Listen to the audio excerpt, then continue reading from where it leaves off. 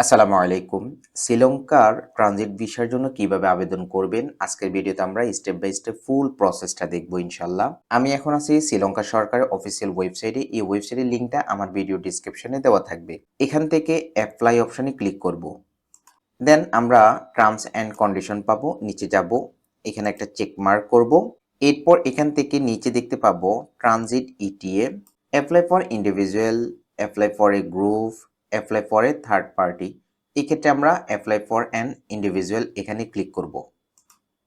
পাসপোর্টের তথ্য অনুসারে অ্যাপ্লিক্যান্টের পার্সোনাল ইনফরমেশন শেয়ার করতে হবে। অ্যাপ্লিক্যান্টের সারনেম দেব, গিভেন নেম দেব এবং টাইটেলটা দিয়ে দেব। ডেট অফ বার্থ দিয়ে দেব। ডেট অফ বার্থটা সেকেন্ড টাইম লিখে দেব। জেন্ডার দেব। ন্যাশনালিটি দিয়ে দেব, কোন দেশের, বাংলাদেশ। কান্ট্রি অফ বার্থ, কোন দেশে জন্মগ্রহণ করেছেন, বাংলাদেশ। অকুপেশন, আপনি কি কাজ করেন, যদি আপনি জব করেন কোন পোস্টে জব করেন, আপনি যদি বিজনেস করেন তাহলে বিজনেসম্যান দিবেন, আপনি যদি স্টুডেন্ট হন তাহলে স্টুডেন্ট দিবেন, আপনি যদি রিটায়ার্ড পারসন হন তাহলে রিটায়ার্ড লিখবেন, অর্থাৎ আপনি আপনার অকুপেশনটা লিখে দিবেন। পাসপোর্ট নাম্বারটা দিয়ে দিব। পাসপোর্ট নাম্বারটা সেকেন্ড টাইম লিখে দেব। পাসপোর্টের ইস্যু ডেট দিব। পাসপোর্টের এক্সপায়ারি ডেট দিব। Child information in parents passport, Bangladeshi পাসপোর্টের মধ্যে সন্তানদের কোনো ডাটা দেওয়া থাকে না, সো এক্ষেত্রে আমরা এনেবেলে চেক মার্ক করব। Travel information, where you have been during last 14 days before this travel, এই ট্রাভেলের 14 দিন পূর্বে আপনি লাস্ট কোথায় ছিলেন, এক্ষেত্রে আমি বাংলাদেশ দিয়ে দেব। আপনি লাস্ট পোর্ট অফ এন্ট্রিটা দিয়ে দিবেন। ইন্ডিয়ান অ্যারাইভাল ডেট, কত তারিখে যেতে চাচ্ছেন। পারপাস অফ ভিজিট, পারপাসটা দিয়ে দিবেন। ট্রানজিট, পোর্ট অফ ডিপারচার, কোন পোর্ট থেকে আপনি ডিপারচার করবেন।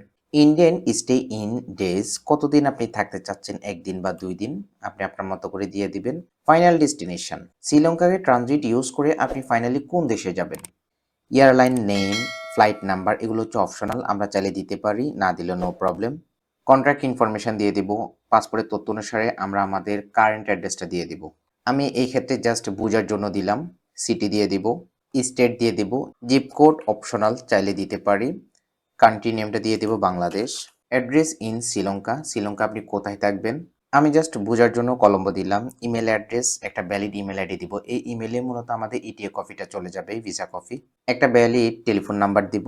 দেন declaration, do you have a valid residence visa to Sri Lanka, আপনার কি শ্রীলঙ্কার কোনো ভ্যালিড ভিসা রয়েছে, no. Do you have a multiple entry visa to Sri Lanka, শ্রীলঙ্কার কি কোনো মাল্টিপল ভিসা রয়েছে, নো।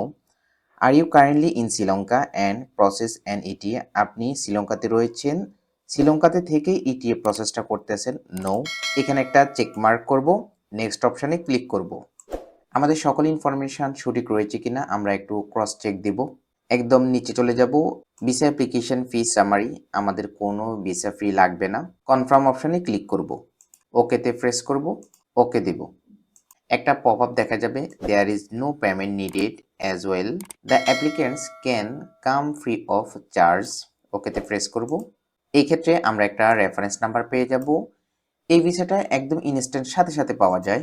এই যে দেখতে পাচ্ছেন, জাস্ট এখনো 0 মিনিট সাবমিট করার। নর্মালি 24 ঘন্টার মধ্যে আপনি ট্রানজিট ভিসাটা আপনার ইমেইলে পেয়ে যাবেন।